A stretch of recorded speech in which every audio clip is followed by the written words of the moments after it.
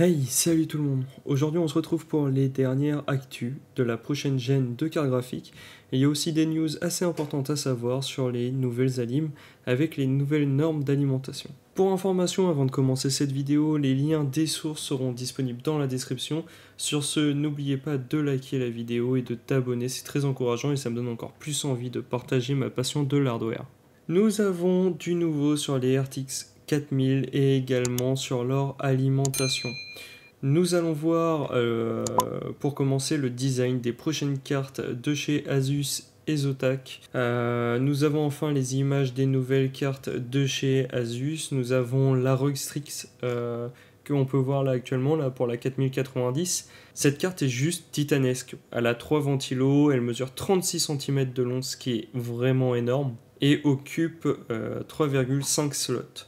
Donc on a augmenté la longueur, on a augmenté l'épaisseur.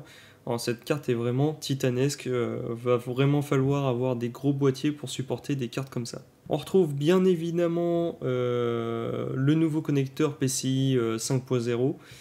Si vous préfériez le 12 VHPWR, on va en reparler d'ailleurs de celui-là. Et nous avons la sortie aussi de la TUF qui reprend un peu son design de base.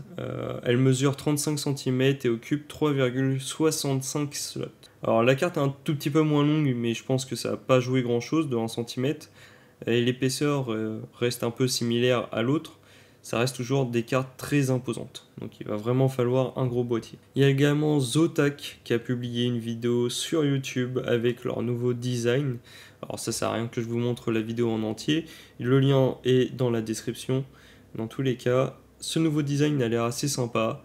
Reste à voir ce que ça va donner en vrai. Ça sera également des cartes très imposantes. On l'a vu dans certains leaks, dans certains articles, des photos. La carte est quand même assez grosse. Alors comme vous le saviez, avec les nouvelles cartes, on change de connecteur. On a changé de connecteur pour les alimentations des RTX 3090. Nous avons vu l'arrivée d'un 12 pin qui a servi pour ces 1290.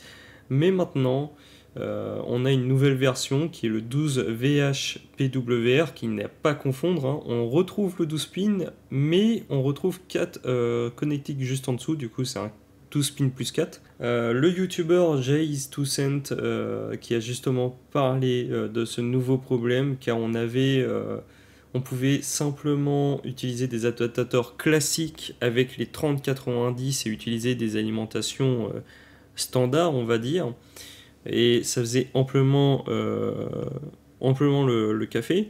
Mais il est clairement déconseillé de faire la même chose, d'utiliser des adaptateurs sur les nouvelles cartes qui auront ce 12 VHPWR. Il faudra donc prévoir une nouvelle alimentation pour les nouvelles cartes haut de gamme. Il faudra bien faire attention au choix des nouvelles alimentations. Alors, Asus ont sorti des nouvelles séries pour cette nouvelle connectique qui est le 12 VHPWR. D'ailleurs, on va en reparler un peu. Cette nouvelle connectique va permettre de savoir combien on a en réserve au niveau de l'alimentation, ce qui nous permettra de monter jusqu'aux 600 watts attendus. Car en absence de cette connectique là, sur votre carte graphique, vous serez obligatoirement bridé à 450 watts, ça c'est sûr et certain. Il y a Asus qui ont sorti leur nouvelle série d'alimentation. On retrouve les Asus ROG Loki.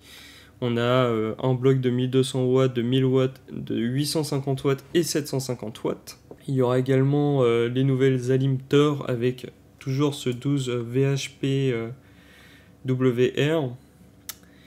Et il y a également MSI qui se lance en même temps avec les 12 VHPWR aussi. Alors, voici la petite modification qu'on peut retrouver sur les nouveaux connecteurs 12 VHPWR. C'est ces 4 petits pins en plus sur la connectique qui n'étaient pas présents sur la RTX 3090. Alors à quoi ils servent ces 4 pins supplémentaires? Ils permettent tout simplement d'établir une communication avec l'alimentation et pour savoir combien de puissance est disponible.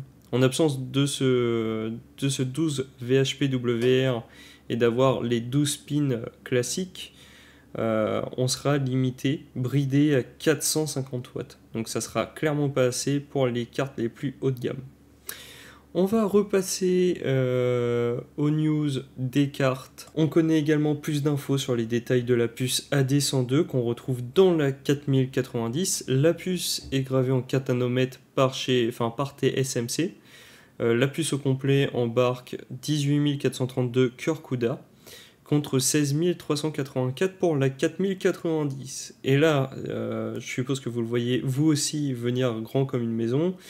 Ce qui laisse donc de la place pour une éventuelle 3090 Ti plus tard. Nous avons également eu un bench de la RTX 4090 sur 3D Mark avec un score de 20 192 points, ce qui est quasiment le double d'une 3090. Je rappelle qu'il vaut mieux attendre des benches sûrs qu'on pourra retrouver sur des chaînes, par exemple des youtubeurs comme Jigfio, où on sera vraiment sur des performances. Alors passons à AMD, il y aura bientôt une annonce qui sera faite, plus précisément le 3 novembre pour la sortie des RX 7000, qui sont un peu plus discrètes en termes de leak que les RTX 4000, hein. Mais nous savons qu'AMD a bien travaillé sur l'efficience de leurs cartes. Nous savons toujours que les versions 7800 et 7900 passeront sur une nouvelle architecture. Si vous voulez en savoir plus, davantage, je vous invite à voir la vidéo où j'en parle. Elle sera dans la description, sachant que Nvidia aura aucune concurrence d'ici le 12 octobre jusqu'au 3 novembre, en tout cas jusqu'à l'annonce. Ils ont un peu champ libre, donc AMD ont revu les prix des séries 6000. C'est un bon moment pour acheter des séries 6000 si vous comptez pas investir dans les nouvelles cartes qui vont sortir. Il y aura également des petits échos sur le fréquençage du GPU des séries 7000. Il y aura également des échos sur le fréquençage du GPU selon plusieurs sources. Le GPU tournerait à 4 GHz. Alors, moi personnellement, ça me paraît un peu énorme, hein. Déjà, si elle passerait à plus de 3 GHz, ça sera bien. Ça reste à prendre quand même avec des pincettes et on verra toujours ce que ça va donner quand on aura vraiment les cartes dans les mains. Nous avons aussi un peu de nouveau sur les Ryzen.